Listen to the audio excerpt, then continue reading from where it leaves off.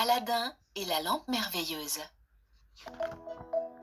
Il était une fois un garçon nommé Aladin qui vivait avec sa mère en Extrême-Orient. Il se montrait toujours têtu et désobéissant. Un jour, un curieux personnage vint voir le jeune homme et lui dit : « Je suis ton oncle, le frère de ton défunt père, et j'ai traversé l'Afrique pour te rencontrer.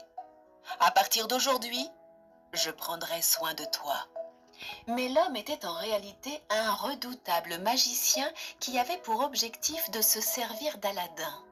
Un jour, il l'emmena au fond d'une vallée déserte et lui infligea un puissant sortilège. La terre se mit à trembler et s'ouvrit en un trou qui donnait sur un passage souterrain. « Entre dans ce passage, » indiqua le magicien. « Puis traverse les salles remplies de trésors, mais surtout ne touche à rien.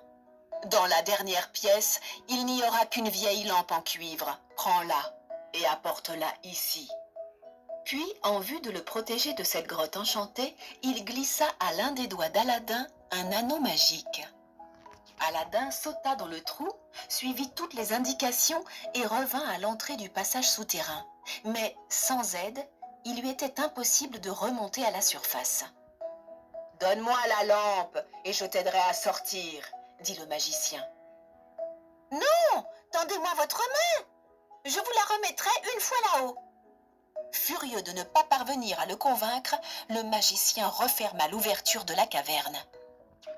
Après 2 jours passés seul sous terre, sans manger ni boire, Aladin joignit ses mains pour prier. Sans le faire exprès, il frotta alors l'anneau qu'il avait au doigt. Quelle ne fut pas sa surprise lorsqu'il vit apparaître un génie.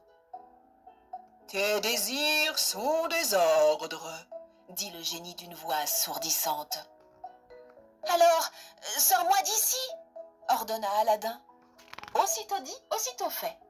Aladin sortit des entrailles de la terre. Cette mauvaise expérience le fit réfléchir. Il décida de retourner auprès de sa mère et de se comporter avec plus de gentillesse. Décidé à échanger la lampe contre de la nourriture, il la frotta pour la nettoyer. Et c'est alors qu'un autre génie apparut, encore plus impressionnant que le premier. « Tes désirs sont des ordres, » dit le génie de la lampe. « Alors apporte-moi à manger, » répondit Aladin. Ainsi, grâce au génie de la lampe, Aladin et sa mère purent chaque jour manger à leur faim. Un jour, tandis que le jeune homme se promenait dans la ville, il croisa l'éblouissante fille du roi et en tomba aussitôt amoureux. Il frotta alors la lampe et dit au génie : « Je veux que 40 belles jeunes femmes accompagnées de 40 serviteurs apportent au roi 40 plateaux d'or remplis de pierres précieuses. » Monté sur un beau cheval noir, Aladin dirigea ainsi la magnifique parade. La princesse reçut le riche prétendant et, découvrant qu'il était sage et bon, accepta de l'épouser. Aladin, devenu prince, demanda au génie de construire un palais luxueux pour lui et sa femme et aida le roi à gouverner avec sagesse. Lorsque le méchant magicien apprit qu'Aladin était vivant et avait fait si bon usage de la lampe, un sentiment de jalousie s'empara de lui. Il se déguisa en marchand et proposa à la princesse, qui ne connaissait pas le secret, d'échanger la lampe d'Aladin contre une autre.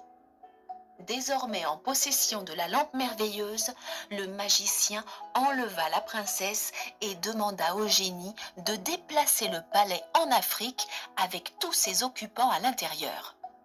Aladin, qui portait toujours l'anneau magique à son doigt, tenta de l'utiliser pour retrouver la princesse. Mais le génie de l'anneau expliqua au jeune homme qu'il ne pourrait rien changer au vœu exaucé par le génie de la lampe, car ce dernier était beaucoup plus puissant que lui. « Alors emmène-moi auprès de ma femme !» lui demanda-t-il. La princesse, très heureuse de retrouver Aladin, suivit ses instructions. Elle offrit un verre de vin empoisonné au magicien qui mourut dès la première gorgée. Ayant ainsi déjoué définitivement les plans du magicien, Aladin invoqua le puissant génie de la lampe pour retourner chez eux. Les années passèrent, et quand Aladin succéda au roi son beau-père, il assura la justice et la prospérité de ses sujets.